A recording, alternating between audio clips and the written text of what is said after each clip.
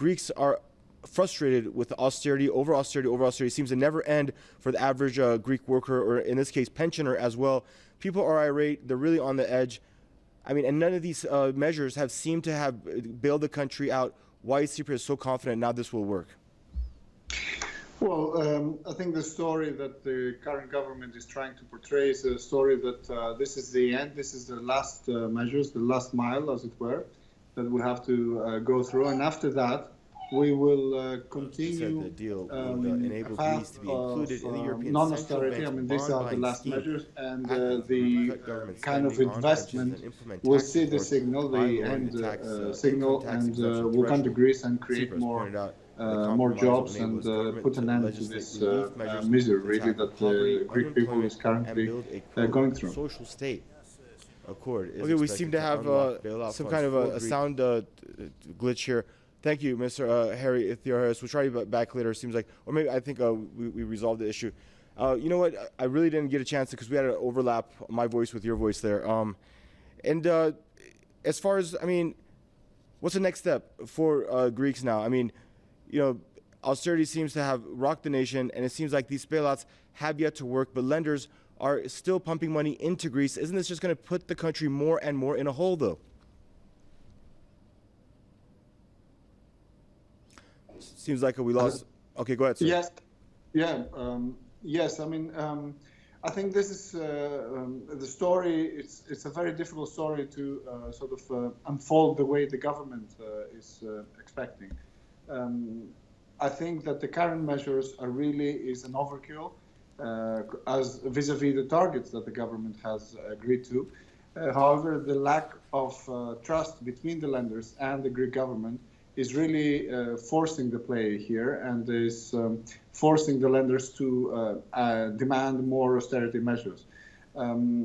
There's a possibility that if we get into the quantitative easing of the ECB, if the ECB buys Greek bonds, then in this case the price of the bonds will come down, and this will allow Greece to get into the markets. However, this seems currently unlikely, and as a result, I don't think that we will get out of this mess. And currently, there's a number of risks in the economy. A lot of Greek businesses are leaving Greece, going to Cyprus or Bulgaria or Romania or neighboring countries where the tax system is more favorable. And the current stream of revenues that has been overshooting the targets is likely not to continue. So the number of risks that will unfold in the next year, I think makes it likely that the government will have to take emergency measures again. And Premier Tsipras says that in order to tackle poverty, unemployment, and he wants to build a, quote, social state. Now, does Greece have the GDP and the funds to sustain a social state? Yes, I think it does have the funds. The question is that currently the funds go only to the pension system due to the current rules that have prevailed, and there are pockets of pensioners that profit from those rules, and most of the people don't.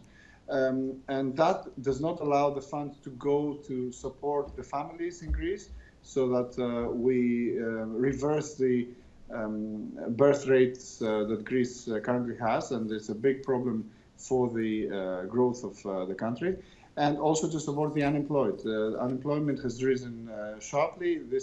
Greece has number one unemployment with 23.5% currently, and for the youth unemployment is around 45%, which is a huge number and creating a lot of social problems. So yes, we need to build a social safety net, but in order to do that, this is not going to be an easy process, because you have to transfer funds from a number of people to another set of people, and this is never an easy thing to do with any government, not just this one.